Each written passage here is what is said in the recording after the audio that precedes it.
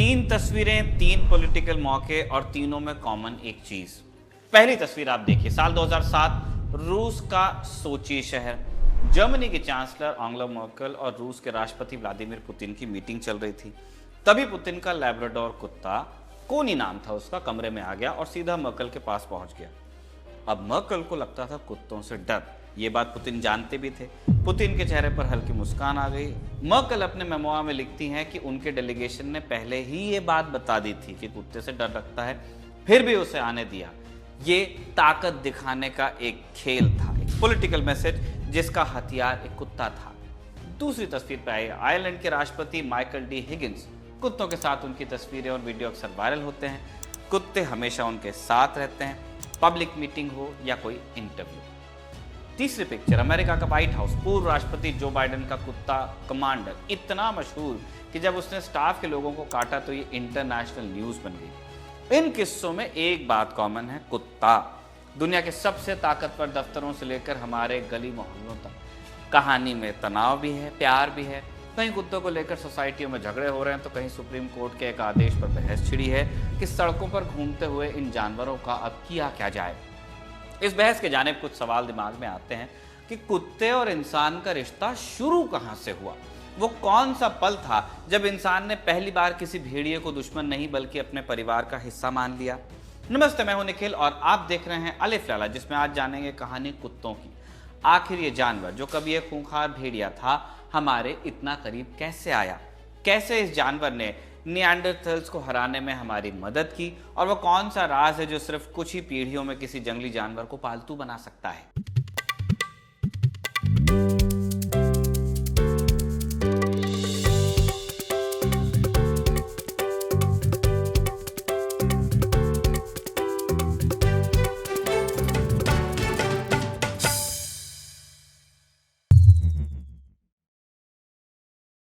आज से लगभग 40,000 साल पहले की दुनिया आप सोचिए। ये हमारी आपकी दुनिया जैसी नहीं थी। आइस एज थी, यानी हिमयुग। धरती का बड़ा हिस्सा बर्फ की मोटी चादर से ढका था। जिंदगी बहुत मुश्किल थी, खाना मिलना आसान नहीं था और हर तरफ खतरा ही था। इस मुश्किल दुनिया में दो काबिल शिकारी जिंदा रहने के लिए संघर्ष कर रहे थे। पहले थे हमारे पूर्वज जो हमारी तरह होमो सेपियंस थे, और दूसरे थे ग्रे वुल्फ यानी भेड़ी। दोनों झुंडों में शिकार करते, दोनों होशियार थे और ज्यादातर समय दोनों एक दूसरे के दुश्मन ही थे। एक ही शिकार के लिए उनमें होड़ रहती थी। फिर ये दुश्मनी दोस्ती में कैसे बदली? पहले एक थ्योरी चलती थी कि शायद इंसानों ने भेड़ियों के अनाथ बच्चों को पालना शुरू कर दिया होगा, लेकिन ये थ्योरी थोड़ी कमजोर है। सोचिए, जो इंसान खुद खाने के लिए संघर्ष कर रहा है, क्या वो एक जंगली जानवर के बच्चे को भी पालेगा? क्यों पालेगा? वो भी ऐसा जानवर जो बड़ा होकर उसी के लिए खतरा बन जाएगा। असली कहानी शायद इससे ज्यादा दिलचस्प है और वो धीरे धीरे हजारों सालों में पकी। वैज्ञानिक इसे सेल्फ डोमेस्टिकेशन कहते हैं, यानी भेड़ियों ने खुद को पालतू बनाने की प्रक्रिया में एक अहम भूमिका निभाई थी। खुद पालतू हुए। हर भेड़ियों के झुंड में कुछ भेड़िए ज्यादा दिलेर होते थे और कुछ डरपोक कह लीजिए उन्हें। जो भेड़िए कम दिलेर और ज्यादा जिज्ञासु थे, उन्होंने इंसानी बस्तियों के पास आना शुरू किया। मकसद था शिकार के बाद फेंका गया बचा खुचा मांस। शुरू में इंसानों ने उन्हें भगाया होगा, लेकिन धीरे धीरे उन्होंने देखा कि ये भेड़िए फायदे का सौदा भी हैं। वो रात में किसी अनजान खतरे पर भौंक कर एक अर्ली वार्निंग सिस्टम का काम करते थे। जो भेड़िए ज्यादा शांत और मिलनसार थे, उन्हें इंसानों के पास ज्यादा खाना मिलता गया और बाकी भेड़ियों से वो अलग विकसित हुए। ये प्रक्रिया एक दो दिन नहीं, सैकड़ों हजारों साल तक चली।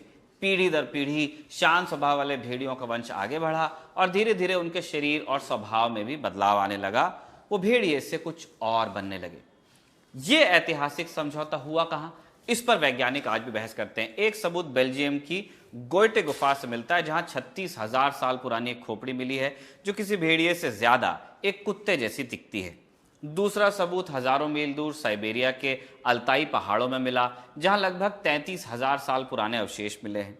ये दोनों अवशेष कुत्ते और इंसान की दोस्ती का कुछ इशारा देते हैं, लेकिन सबसे पक्का सबूत जर्मनी में मिला। जर्मनी के बॉन ओबरकासेल नाम की जगह पर आर्कियोलॉजिस्ट को 14,000 साल पुरानी एक कब्र मिली। कब्र में एक पुरुष और एक महिला को साथ दफनाया गया था और उनके साथ था एक और कंकाल, एक कुत्ते का। इस कुत्ते में वैज्ञानिकों ने एक खास बात पाई। कुत्ते के दांतों की जांच से यह पता चला कि कुत्ते को बचपन में केनाइन डिस्टेंपर नाम की एक बीमारी थी। ये एक जानलेवा बीमारी है जिसमें जानवर तड़पता है और खा पी नहीं पाता। वैज्ञानिकों का कहना है कि वो कुत्ता बिना किसी मदद के जिंदा रह ही नहीं सकता था। उसे हफ्तों, शायद महीनों तक किसी ने अपने हाथ से खिलाया था, उसकी देखभाल की थी। एक बीमार बच्चे की जैसे परवाह की जाती है, उसी तरह ये इस बात का पहला सबूत था कि 14,000 साल पहले भेड़िया या जो अब कुत्ते की नस्ल थी वो सिर्फ एक काम का जानवर नहीं रहा था, वो परिवार का हिस्सा बनने लगा। कुछ देर पहले हमने एक थ्योरी की बात की थी कि कैसे सबसे शांत और मिलनसार भेड़ियों ने इंसानों के करीब आकर खुद को पालतू बनाने की प्रक्रिया शुरू की होगी, या उसमें वो एक भूमिका निभाने वाले रहे होंगे। ये एक अच्छी थ्योरी है, लेकिन क्या इसका कोई सबूत भी है? क्या हम इस प्रक्रिया को अपनी आंखों से देख सकते हैं? इसका जवाब हमें सोवियत संघ के दौर के एक सीक्रेट एक्सपेरिमेंट से मिलता है। कहानी के हीरो हैं एक रूसी वैज्ञानिक दमित्री बेल्याएव। बेल्याएव स्टालिन के दौर में काम कर रहे थे, जब सोवियत संघ में जेनेटिक्स को शक की नजर से देखा जाता था, जबकि डार्विन और ग्रेगर मेंडल की खोज से यह साबित हो गया था कि जीन्स का किसी प्राणी के एवोल्यूशन में कितना अहम रोल होता है। स्टालिन के सोवियत संघ में इन दोनों के विचारों पर सख्त पाबंदी थी। क्यों? क्योंकि स्टालिन एक नई दुनिया, एक नया सोवियत इंसान बनाना चाहता था, और वो भी बहुत जल्दी। डार्विन और मेंडल के सिद्धांत कहते थे कि बदलाव हजारों साल लेता है और वो किसी के कंट्रोल में भी नहीं है। ये बात स्टालिन को पसंद नहीं थी।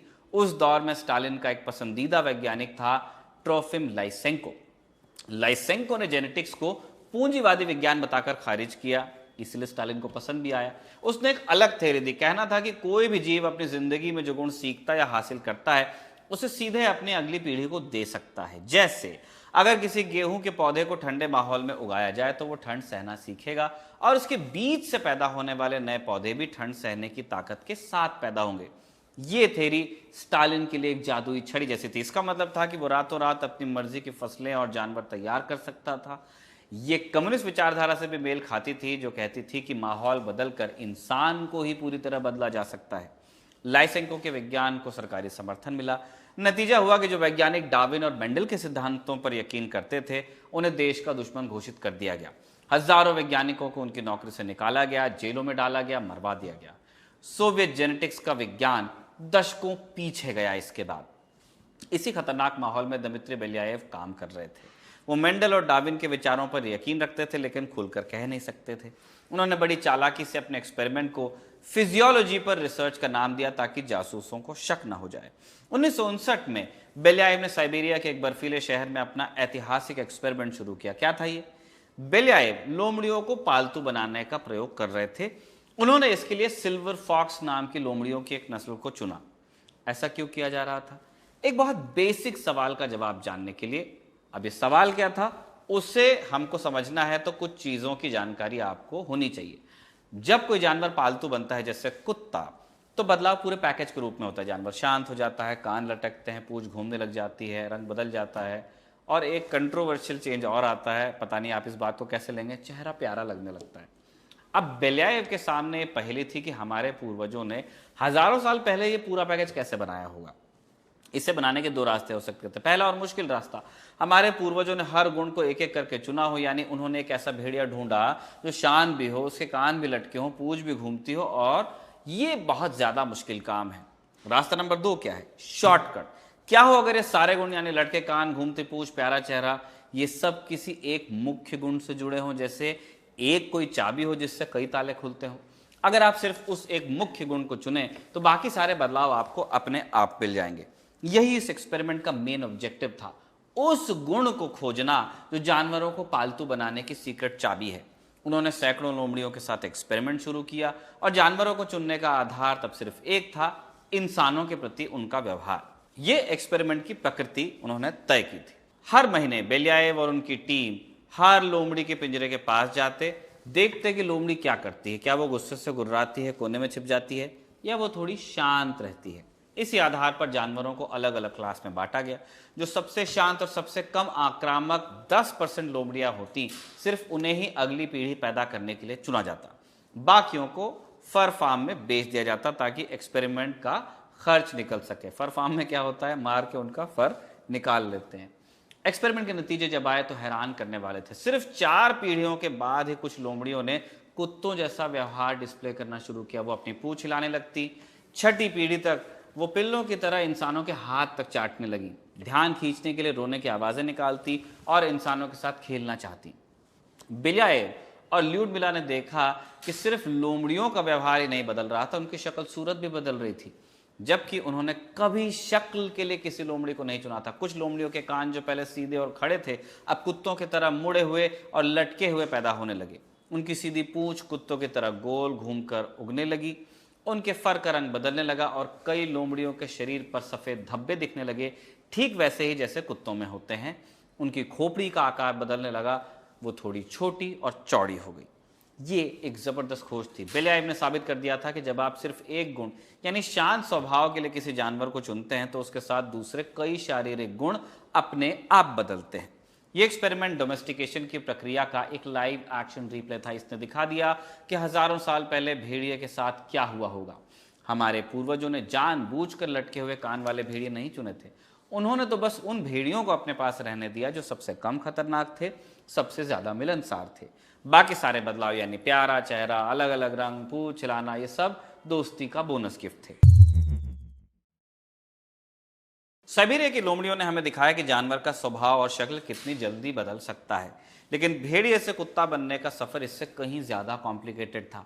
बदलाव सिर्फ बाहर से नहीं आया, ये जानवर के शरीर और दिमाग की पूरी वायरिंग को बदलने जैसा था। तो असल में एक भेड़िए और एक कुत्ते के बीच बदला क्या क्या?